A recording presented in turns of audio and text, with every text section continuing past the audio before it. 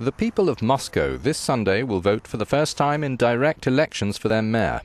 Acting Mayor Serguei Sobyanin, appointed by the Kremlin in 2010, called the poll early, and surveys give him a comfortable lead. His campaign's been highlighting the tens of millions of euros in investments he has directed into the Russian capital.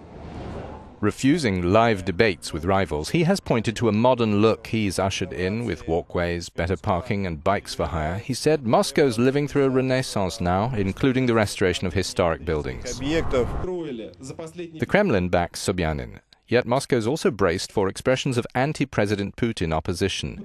Foremost critic Alexei Navalny is among the 6 candidates running for mayor's office. That's in spite of a 5-year prison sentence suspended on appeal hanging over the dissident lawyer for what his supporters say is an embezzlement charge trumped up by the state. He tells them, "We have managed to destroy the main Kremlin idea that no one ever can lead an election campaign and gather more than 3% of votes without the Kremlin's money and the Kremlin's television." The anti-corruption activist was a key organizer of the unprecedented protests against Putin last year and in 2011. This and his outspoken blogging have won growing support, though critics call him a populist, xenophobic nationalist. An analyst stresses his strength. The political system that Putin built had to be risk-averse.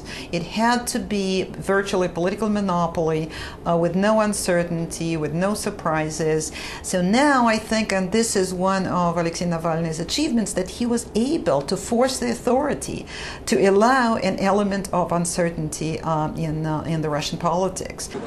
Backed heavily by state media, Sobyanin, 55, is confident that Navalny, 37, has no chance of beating him. Yet many political observers say the Kremlin is playing with fire. Letting Navalny run suggests that it is an open race, but even if Sobyanin is denied a first-round win and has to clinch the second, according to his main rival's campaigners, that should alarm the Kremlin.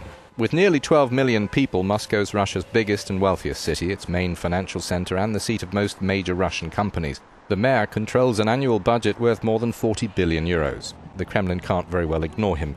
Navalny is campaigning under the slogan, "Change Russia, start with Moscow."